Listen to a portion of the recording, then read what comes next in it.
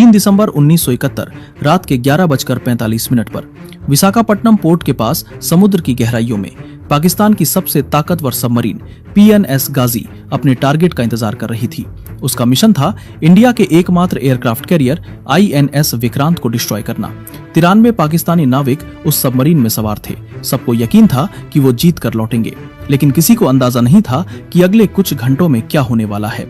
तभी अचानक समुद्र के अंदर एक जबरदस्त धमाका होता है, इतना तेज कि विशाखापट्टनम शहर के घरों के शीशे टूट जाते हैं। पानी सैकड़ों फीट ऊपर उठता है और पाकिस्तान की इकलौती लॉन्ग रेंज सबमरीन हमेशा के लिए समुद्र की गहराइयों में समा जाती है। ये था इंडियन नेवी का मास्टर स्ट्रोक, एक ऐसा ऑपरेशन जिसने 1971 की जंग का रुख ही बदल दिया। आज हम जानेंगे कि कैसे इंडिया ने पाकिस्तान की सबसे खतरनाक सबमरीन को उसी के जाल में फंसाकर तबाह कर दिया। इस कहानी की शुरुआत 1947 से होती है, जब पार्टीशन के दौरान इंडिया और पाकिस्तान अलग हुए। उसी समय बंगाल का ईस्टर्न हिस्सा, आज का बांग्लादेश, पाकिस्तान में चला गया, जिसे ईस्ट पाकिस्तान कहा गया। ईस्ट पाकिस्तान में ज्यादातर बांग्ला बोलने वाले लोग रहते थे, जबकि वेस्ट पाकिस्तान में उर्दू बोली जाती थी। दोनों हिस्सों की पॉपुलेशन लगभग बराबर थी, लेकिन सारी पावर और रिसोर्सेस वेस्ट पाकिस्तान के कंट्रोल में थी। ईस्ट पाकिस्तान को बार बार दबाया जाता था, उनकी भाषा और पहचान को भी इग्नोर किया जाता रहा। फिर आया 1970 का इलेक्शन। शेख मुजीबुर रहमान की अवामी लीग ने शानदार जीत हासिल की और सरकार बनाने के लिए क्लियर मेजॉरिटी भी मिल गई। लेकिन वेस्ट पाकिस्तान के लीडर्स को ये बात मंजूर नहीं थी। उनके लिए एक बांग्ला बोलने वाले लीडर के अंदर काम करना पॉसिबल ही नहीं था, इसलिए उन्होंने मुजीबुर रहमान को पावर देने से मना कर दिया। इस फैसले के बाद ईस्ट पाकिस्तान में गुस्सा फूट पड़ा। जगह जगह प्रोटेस्ट शुरू हो गए और बांग्लादेश की मांग तेजी से बढ़ने लगी। हालात धीरे धीरे कंट्रोल से बाहर जाते जा रहे थे। फिर 26 मार्च 1971 को वेस्ट पाकिस्तान ने सख्त कदम उठाया, ऑपरेशन सर्चलाइट। पाकिस्तानी आर्मी ने ईस्ट पाकिस्तान में ब्रूटल एक्शन शुरू कर दिया। शहरों में खून खराबा हुआ, हजारों बेगुनाह लोग मारे गए और महिलाओं के साथ बहुत बुरा बर्ताव किया गया। शेख मुजीबुर रहमान को गिरफ्तार कर वेस्ट पाकिस्तान की जेल में डाल दिया गया। डर के माहौल में लाखों लोग अपनी जान बचाने के लिए इंडिया भागने लगे। नवंबर तक करीब 10 मिलियन रिफ्यूजीज भारत में आ चुके थे, जिससे हालात और भी सीरियस हो गए थे। इसी बीच ईस्ट पाकिस्तान की अवामी लीग ने इंदिरा गांधी से मदद मांगी ताकि इस संकट का कोई हल निकाला जा सके। प्राइम मिनिस्टर इंदिरा गांधी तुरंत मिलिट्री एक्शन लेना चाहती थी। हालात काफी गंभीर थे और तुरंत जवाब देना जरूरी लग रहा था, लेकिन आर्मी चीफ सैम मानेकशॉ ने इस फैसले को रोक दिया। उन्होंने साफ कहा, अभी नहीं, नवंबर से पहले नहीं। इसका सबसे बड़ा कारण था मॉनसून।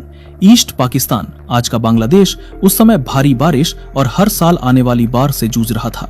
ऐसे में अगर युद्ध शुरू होता तो इंडियन आर्मी के टैंक्स और आर्टिलरी कीचड़ में फंस जाते, सैनिकों की मूवमेंट बहुत मुश्किल हो जाती और पूरी स्ट्रेटेजी कमजोर पड़ जाती। सैम मानेकशॉ ने बहुत शांत और समझदारी से इंदिरा गांधी को समझाया, प्राइम मिनिस्टर, मुझे कुछ महीने दीजिए, मैं आपको विक्ट्री गारंटी करता हूँ। उनकी बात में कॉन्फिडेंस और दूर की सोच साफ दिख रही थी। इंदिरा गांधी ने उनकी सलाह मान ली और युद्ध को सही समय तक टाल दिया। इस दौरान तैयारी बिल्कुल नहीं रुकी। मुक्ति बहनी के लड़ाकों को ट्रेनिंग दी जाने लगी, उन्हें वेपन्स और सपोर्ट दिया गया। हर कदम सोच समझकर उठाया जा रहा था, क्योंकि अब सिर्फ युद्ध नहीं बल्कि एक पक्की जीत की तैयारी हो रही थी। लेकिन इससे पहले कि युद्ध शुरू होता, दोनों देशों के बीच एक सीक्रेट वॉर चल रही थी, इंटेलिजेंस की लड़ाई। 8 नवंबर 1971 इंडियन इंटरसेप्टिंग वायरलेस स्टेशन के commanding officer major Dharmdev Dutt कुछ दिनों से परेशान थे। उन्होंने देखा था कि कराची और ढाका के बीच कम्युनिकेशन में अचानक तेजी आई है। मैसेजेस पड़ गए थे, कुछ बड़ा होने वाला था। लेकिन क्या? मेजर दत्त लगातार 72 घंटे तक बिना रुके पाकिस्तानी नेवल कोड्स को डिकोड करने की कोशिश करते रहे और फिर 10 नवंबर को उनकी मेहनत रंग लाई। कोड टूट गया। जो इन्फॉर्मेशन सामने आई वो चौंकाने वाली थी। पाकिस्तान अपनी सबसे ताकतवर सबमरीन PNS गाजी को इंडिया भेजने की प्लानिंग कर रहा था। मिशन था INS विक्रांत को डिस्ट्रॉय करना। PNS गाजी कोई आम सबमरीन नहीं थी, ये साउथ एशिया की पहली और सबसे पावरफुल सबमरीन थी। पाकिस्तान ने इसे 1964 में अमेरिका से लीज पर लिया था। पहले इसका नाम USS डायब्लो था। 1965 की जंग में भी PNS गाजी ने INS विक्रांत को निशाना बनाने की कोशिश की थी, लेकिन तब वो नाकाम रहा था। अब 1971 में पाकिस्तान फिर वही प्लान दोहरा रहा था। INS विक्रांत इंडिया का एकमात्र एयरक्राफ्ट कैरियर था, समुद्र में फ्लोटिंग एयर स्ट्रिप की तरह। इस पर एक साथ कई फाइटर जेट्स तैनात किए जा सकते थे। हॉकर सी हॉक, सी हैरियर जेट्स, सी किंग हेलीकॉप्टर्स और एंटी सबमरीन एयरक्राफ्ट। ये पाकिस्तान के कई समुद्री और जमीनी ठिकानों को एक साथ तबाह कर सकता था। पाकिस्तान के लिए INS विक्रांत सबसे बड़ा खतरा था और PNS घाजी को भेजने के पीछे यही मकसद था। लेकिन अब इंडिया को पाकिस्तान के पूरे प्लान की जानकारी थी। मेजर धर्मदेव दत्त ने डिकोडेड मैसेजेस इंडियन नेवी को भेज दिए। ईस्टर्न नेवल कमांड के commander in chief vice admiral Neelkanth Krishnan को पता चल गया कि PNS घाजाई आ रही है। लेकिन अब सवाल था, क्या करें? सीधे अटैक? नहीं। वाइस एडमिरल कृष्णन के दिमाग में एक शानदार प्लान था, एक ऐसा मास्टर स्ट्रोक जो पाकिस्तान को उसी के खेल में हरा देगा। प्लान ये था, सबसे पहले INS विक्रांत को किसी सेफ जगह भेज दो, फिर पाकिस्तान को यह भरोसा दिलाओ कि INS विक्रांत विशाखापत्तनम में है। जब PNS घाजी वहां आएगी तब उसका स्वागत डेप्थ चार्जेस से करो। इस काम के लिए चुना गया INS राजपूत को, इंडिया का पहला गाइडेड मिसाइल डिस्ट्रॉयर, तेज रफ्तार डेडली मिसाइल्स, और इसके कमांडर थे captain Inder Singh. Vice admiral Krishnan ने उन्हें अपने कैबिन में बुलाया, पूरा प्लान समझाया। इंदर सिंह चुप खड़े रहे। वो जानते थे कि ये सुइसाइड मिशन है, एक गलती और सब खत्म। पाकिस्तान की सबसे ताकतवर सबमरीन के सामने अकेले जाना। कुछ पल की खामोशी के बाद इंदर सिंह ने सलाम किया और फिर अपने एडमिरल को सीधे आंखों में देखकर बोले, सर, चाहे मैं जिंदा लौटूं या नहीं, लेकिन मैं आपको वादा करता हूं, INS राजपूत अपना मिशन पूरा करके जरूर सुरक्षित लौटेगा। यह सुनकर वाइस एडमिरल कृष्णन की आंखें नम हो गईं। उन्होंने इंदर सिंह के कंधे पर हाथ रखा। God bless you captain. INS Vikrant को चुपचाप अंडमान भेज दिया गया। वहां वो सेफ था। अब पाकिस्तान को धोखा देने का खेल शुरू हुआ।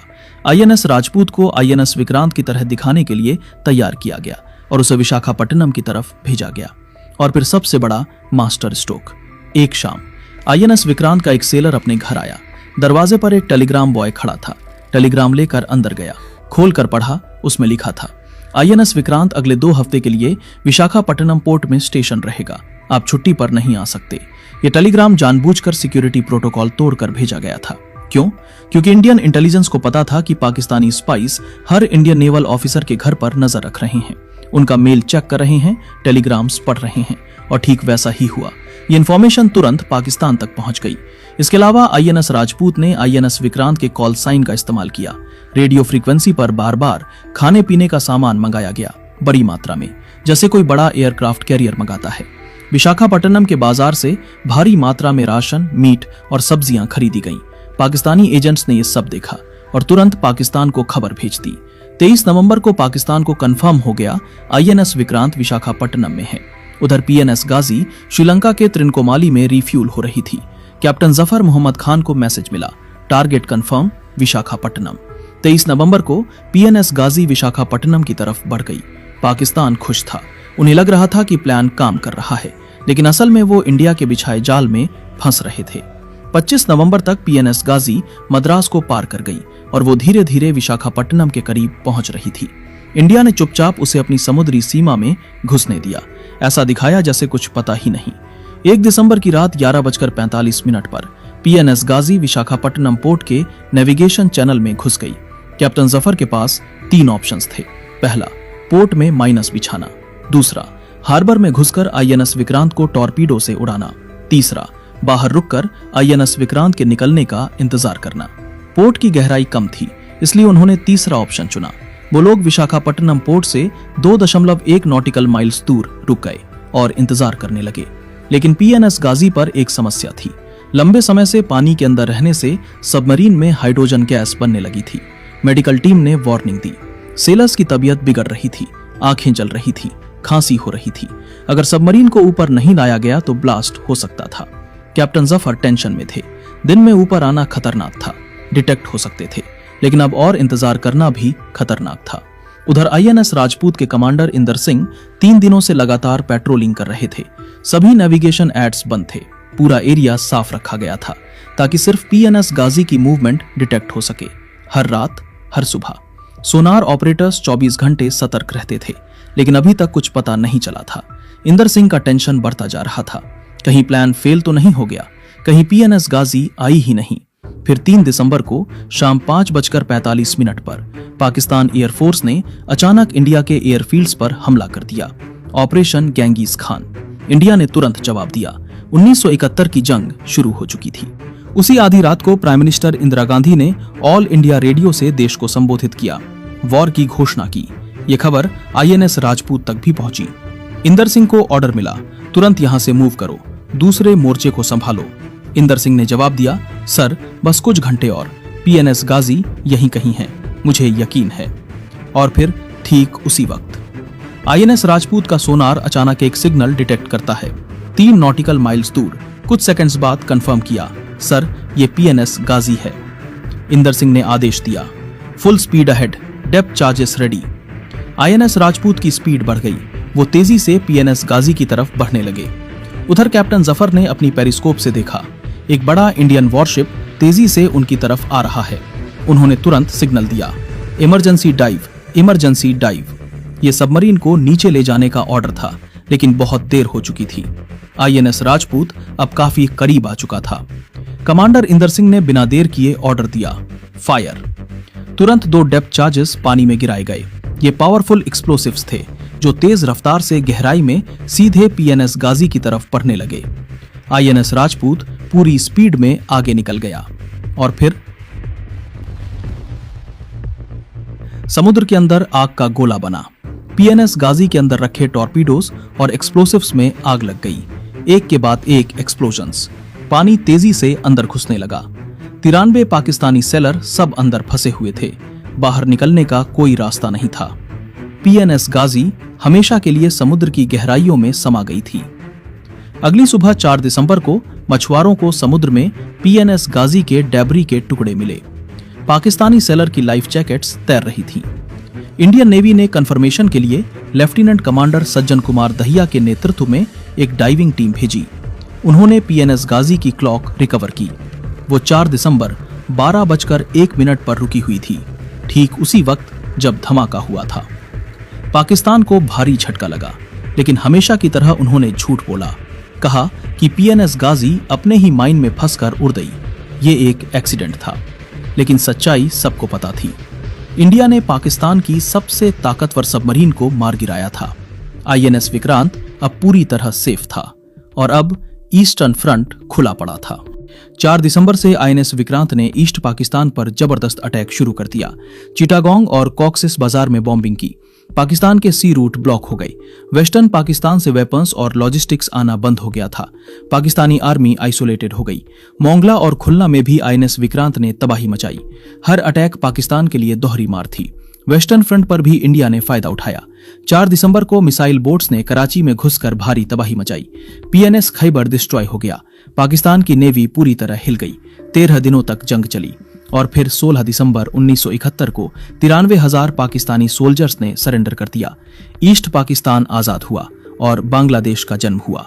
और ये सब संभव हुआ क्योंकि इंडिया ने पीएनएस गाजी को समय रहते तबाह कर दिया था। बाद में अमेरिका ने पीएनएस गाजी को अपनी सबमरीन बताते हुए उसे समुद्र से निकालने की मांग की, लेकिन इंडिया ने साफ मना कर दिया। कहा कि पीएनएस गाजी ने इलीगली इंडियन वाटर्स में घुसपैठ की थी। आज भी पीएनएस गाजी विशाखापट्टनम पोर्ट के पास समुद्र की गहराइयों में पड़ी है।